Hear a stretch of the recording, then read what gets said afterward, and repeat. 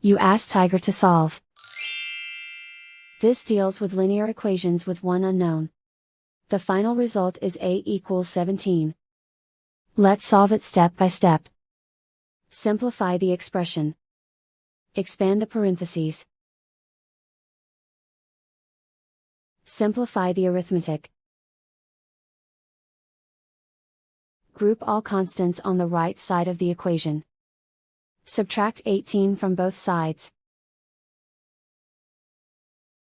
Simplify the arithmetic.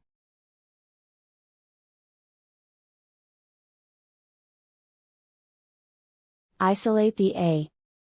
Divide both sides by 6. Simplify the fraction. Find the greatest common factor of the numerator and denominator.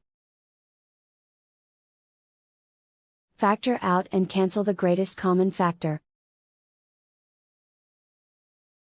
And so the final result is a equals 17.